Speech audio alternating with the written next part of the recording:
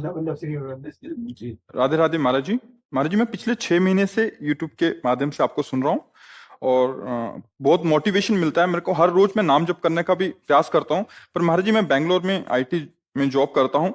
वहां मैं 10 से 15 मिनट ही निकाल पाता हूँ और ऐसा भी होता है कभी कभी 15 से 18 घंटे मेरे को काम करना पड़ता है। फिर आके वही विकार, ओवर थिंकिंग, स्ट्रेस आ जाता है। महाराज जी, इतना 15 से 18 घंटे तक जब आप काम करते हैं तो उसके बीच में अगर हम एक एक घंटे में एक बार राधा बोले तो क्या घाटा हो जाएगा? 1 घंटे में एक बार राधा बोलने का क्या आपको चांस नहीं मिलता है? जो स्ट्रेस ओवर थिंकिंग से सोच में नहीं आता भैया, उसी को बचाने के लिए मैं बोल रहा हूं, उसी को बचाने के लिए बोल रहा हूं। अगर आप 10 मिनट में एक बार राधा बोलना शुरू कर दें, 10 मिनट में एक बार, फिर आप इसका चमत्कार देखें। एक बार कृष्ण बोले 10 मिनट में, एक बार राम बोले, राम कृष्ण हरि जो भगवान नाम, ये चिदानंद नाम है। इसकी महिमा को आप ऐसे नहीं समझ पाएंगे। ये जो आज हमारा समाज डिप्रेशन में पहुंच रहा है, ये जो आप अंग्रेजी का शब्द बोल रहे हैं ओवर थिंकिंग में पहुंच रहा है, हमारे ओवर थिंकिंग से कोई संभल जाएगा क्या? फिर कर्तव्य का पालन करते हुए, संतोष को धारण करते हुए खूब धर्म पूर्वक चलो। सोचने की क्या जरूरत है? सोच लगाओ श्री जी में, ठाकुर जी में लगाओ, राधा राधा राधा राधा, अभी मंगल होने लगे। बच्चा, धन से, पद से, लौकिक व्यवहार से कभी किसी को सुख नहीं मिलता। वो केवल मानसिकता होती है। सुख होता है विचारों में, सुख बाहर नहीं होता। सुख होता हमारे विचारों में। अगर हमारे विचार ठीक है ना, तो नमक रोटी खाते हुए भी हम बहुत सुखी हैं। अगर हमारे विचार गलत है ना, तो अरबों खरबों होते हुए भी हम बहुत क्लेशित हैं, दुखी हैं। आप तो मतलब अपने को केवल जानते हो, लेकिन जो भगवान को जानता है वो सबको जानता है।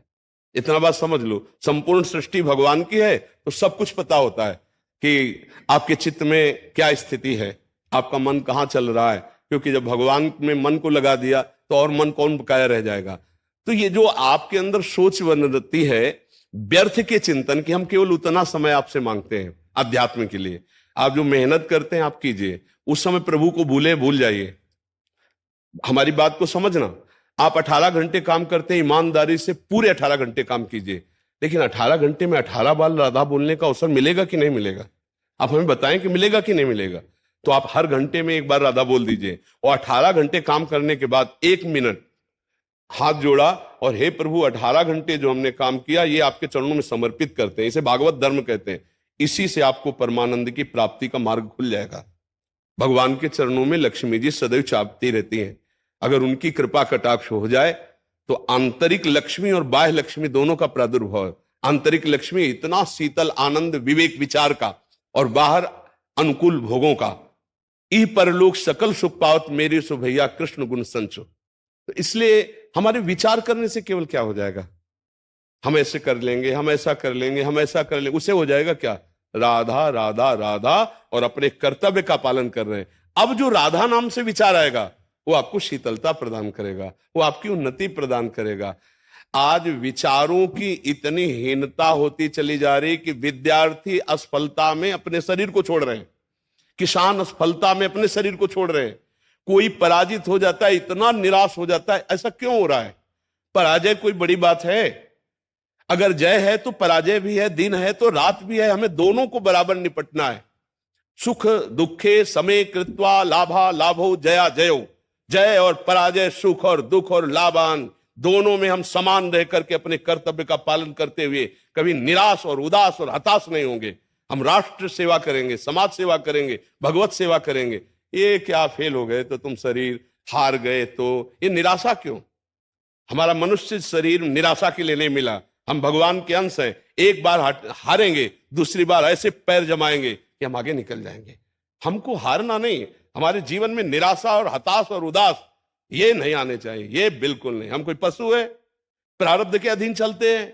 हम मनुष्य शरीर में हम राधा राधा बोलेंगे, अपने कर्तव्य का पालन करेंगे, देखेंगे हमें परास्त कौन करता है। हाँ, हमें यह देखना मैं हारा क्यों, मेरी चूक क्या है, उसे संभालना है। हमें हार में नहीं डूबना है। हमें उस पॉइंट पर जाना है कि मेरा अभ्यास में कमी हुई, खेल में हार गए, मेरी पढ़ाई में कमी हुई, मैं हार गया, मुझे मेरी समाज प्रियता में कमी हुई, मैं हार गया। मैं हारा क्यों, वो हमें सुधार करना है, ना कि हमें निराश हो जाना है, हताश हो जाना है। हमको हार में एक उपदेश मिलता है कि हमारी गलती क्या हुई, हमको उतना पुष्ट होना है कि आगे हम विजयश्री વાવ ફેસ જેવો ગ્લો બોડી પર પણ ફેસ જેવો ગ્લો બોડી પર મેળવશો તો છવાઈ જશો પોન્સ બોડી લોશન એની નાઇસિનામાઇડ એક્શન ઊંડે સુધી જઈ સ્કિનનો ગ્લો ઉપર લાવે છવાઈ જવા દો ફેસ જેવો ગ્લો બોડી પર પણ और कितना पॉडकास्ट देखोगे भाई?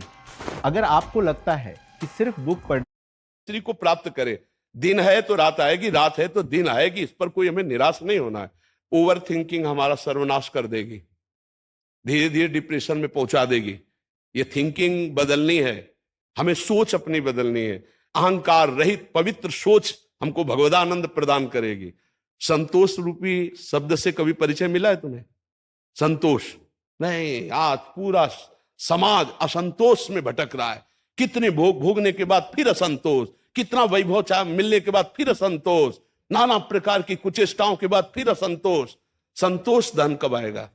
संतोष कैसे होता है? अगर उसकी जानकारी नहीं है तो दिमाग सबके खराब है।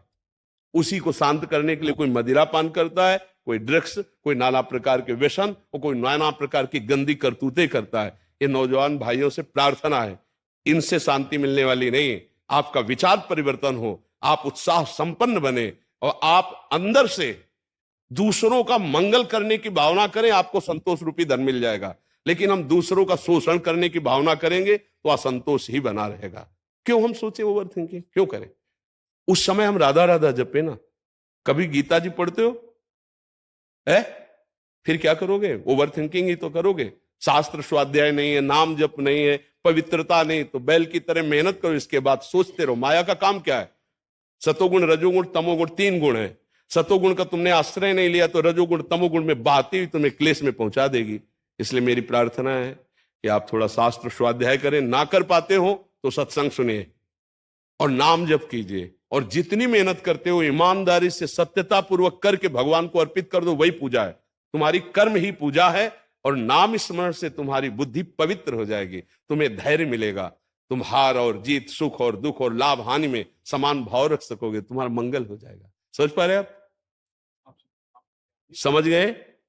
कुछ कहना चाहते हो? महाराज जी, जैसे मैं ना, जैसे 15-20 दिन तक लंबा चलता है ये ऐसा 15-18 घंटा का काम, तब आपका सत्संग सुन नहीं पाता हूँ। लेकिन जब भी वो 3-4 घंटा निकाल के सुनता हूँ तो मैं वापस रिचार्ज हो जाता हूँ। हम कह रहे रोज क्यों नहीं, 10 मिनट क्यों नहीं सुनते? राधा राम डेली लेता हूँ। 10 मिनट सत्संग सुनिए, दोनों चीजें जरूरी है। समझिए, साधन को हरिभजन है, कै सत्संग सहाय। यार ऐसा कैसे है कि 18 घंटा काम करने में तुम्हें 10 मिनट सत्संग सुनने को नहीं मिलता?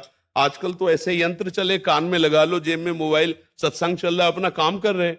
हमें तो ऐसा काम, दिमाग से हर समय काम करते रहते हो क्या? कान में मोबाइल लगा हुआ है, सत्संग सुन रहे हैं, शरीर से काम कर रहे हैं, क्या परेशानी है? मीटिंग चलती रहती है बैक टू बैक। तो यार क्या 18 घंटे मीटिंग आज तक हमने भारत में किसी की नहीं सुनी कि लगातार 18 घंटे मीटिंग चलती रहे। ए बहानेबाजी मत बता यार, ले ऐसा गलत बात है 18 घंटे।